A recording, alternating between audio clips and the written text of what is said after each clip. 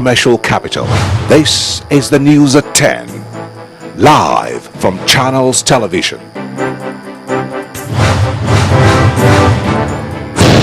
Reporting tonight, Ijoma Oyato. Hello and welcome. Tonight, House of Representatives approves extension of state of emergency in the Northeast, toeing the line of the Senate.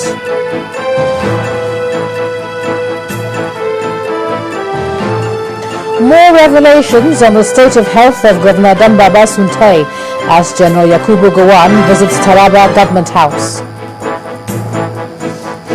Lagos State Governor receives report on building collapse, promises prompt action on recommendations.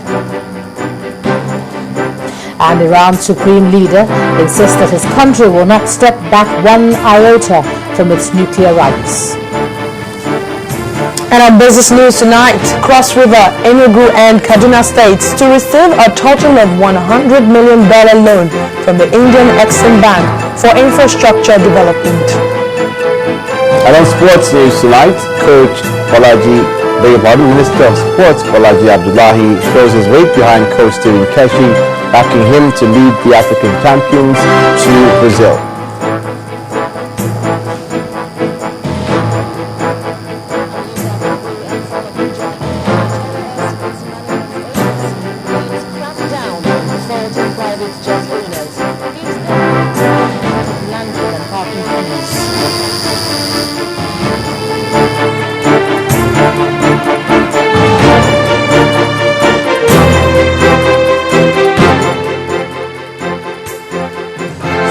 Was the Senate, and now the House of Representatives also has approved the extension of the state of emergency in the Northeast. Well, this is the confirmation of the extension, which implies that the President is now given the go-ahead to extend emergency rule in Borno, Yobe and Adamawa states. The motion on the matter was adopted without a debate after a meeting with security chiefs in the country, who were invited to brief the House on the current security situation in the affected states. Our correspondent Lanre Lasisi reports. Let's have it. The issue was the first on the agenda of the House. The majority leader moved a motion to allow the security chiefs into the chamber, but a point of order was raised by the minority leader. The key, what I'm trying to draw the attention of the House to, provided that the National Assembly may before the expiration.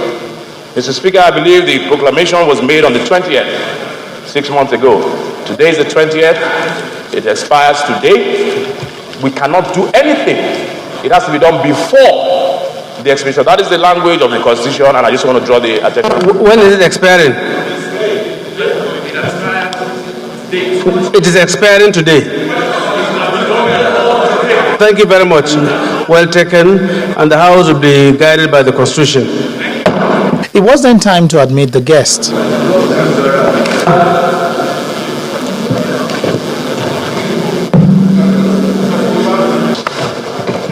And then the lawmakers went into a closed-door meeting. 2 hours later, the doors were opened. We are able to present to them appropriate arguments that support the logic. All we seek to say is that the state of emergency in the first place is in the best interest of the states affected. And in due course, once we have that kind of peace that we have in other parts of the country, it will be lifted. Inside, a motion was moved on the request by the President. And approve the extension of the proclamation of the state of emergency as contained in the Emergency Powers General Regulations 2013, effective in Adamawa, Borno and Yobe states, to remain in force for a further period of 6 months in accordance with the terms, conditions, content and context as earlier passed by the House of Representatives. I so move. Honorable colleagues, those in support of this motion should please say aye. Those against, please say nay. The ayes have it. The House says it recognizes the efforts so far by the security agencies and believes that this extension will help them address the security challenges that still exist in those areas. Lanre Lasisi, Channels Television News. Well, this extension is also in line with the position of the Chief of Air Staff, Air Marshal Alex Bade, who had been drumming up support for the extension of emergency rule in Nigeria's troubled northeast region. He says the security requirements in those states are still high, and the emergency rule will facilitate the process of providing better security for the people. He told newsmen shortly after inspecting the hangar of the Nigerian Air Force still under construction in Ilorin, the Kwara state capital, that it's important for the emergency rule to remain. The armed forces was created to secure Nigeria basically, okay, to make sure that we have a civil government in place running so that they can do what the constitution said they should do to ensure social security and social well-being of every Nigerian. So the civil government, they are doing the social well-being, but the security, some people say they will be very bad. You now have to invite the military since they've gone beyond the police. That's why the military has stepped in. Now, yes, the president declared state of emergency on the 12th of May, and 12th of November it was supposed to have been lifted, but we have not yet achieved the level of stability we need in those areas of the northeast, and that's why the state of emergency was extended.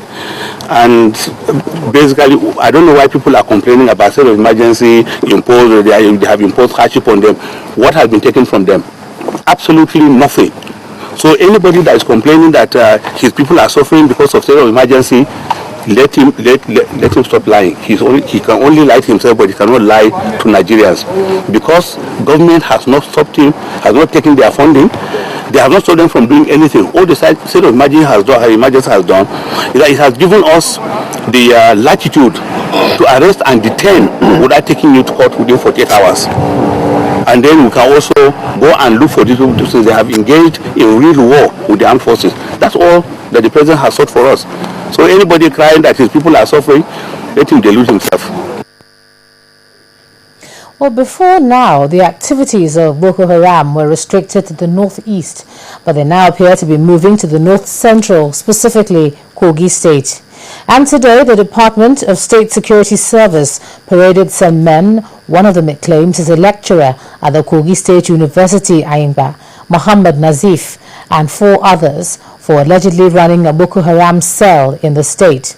The DSS spokesperson, Ms. Marilyn Oga, who briefed journalists today in Abuja, explained that 4 of the suspects were arrested in Zuba, on the outskirts of the nation's capital, while the alleged spiritual leader was traced to Jos, the Plateau State capital.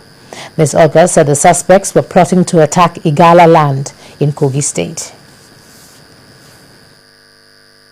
The determination of security forces to rid Nigeria of all acts of terror has continued to yield favorable results, as this service uncovered a Boko Haram cell in Kogi State. The group was plotting to launch violent attacks in Igala land. Those arrested are Mohammed Nazev Yusuf. He's the spiritual leader and recruitment coordinator. Umar Musa, head of operations or instructor. He was popularly known as the Manzir. Mustafa Yusuf, aka Habib, Amora and Chief Courier.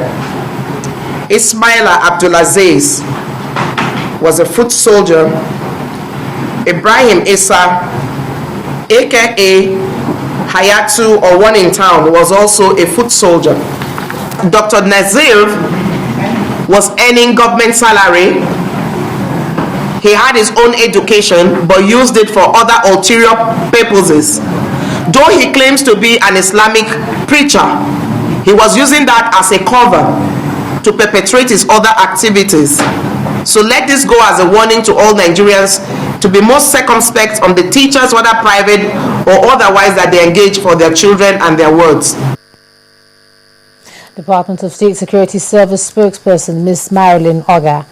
We move away from security matters now, and there have been many visits to the Taraba State Governor, Mr. Dambaba Suntai, who is recuperating following injuries he sustained arising from his involvement in a plane crash. But the visit of the former head of state, General Yakubu Gowon, to the government house Jalingo seems the most heart-touching to the governor. While commending the people of Taraba for standing by the governor at this time, General Gowon led others present in a prayer for the governor's quick recovery. Victoria. Former head of state General Yakubu Gowon took time to visit the Taraba State Governor, Dambaba Suntai, at the government house in Jalingo, the state capital. Thank you very much for coming to see me. He urged Nigerians and Taraba indigents to continue to pray for the quick recovery of the governor. The former head of state observed that Governor Suntai needs everyone's support at this period in his life, hence the need for all Taraba indigents to close ranks and live in peace. I'm delighted that this opportunity is made for us to be able to see him and to pray for him for full recovery and to pray for your state. And may God bless him, fully heal him, and fully bless the family, the government, and the people of Taraba State. We're trying to make it work for civilians.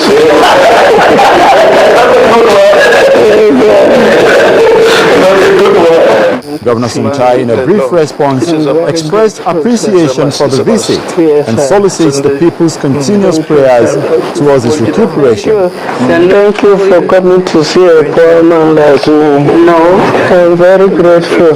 General Yakubu Gowon also led a prayer session for the governor. We thank you, Lord, to continue to look after him, to grant him full health and full recovery, and and all your blessing to him, his family, his government, and the good people of Taraba State. The governor is continuing his recuperation while the political gladiators continue to struggle for power in Taraba State.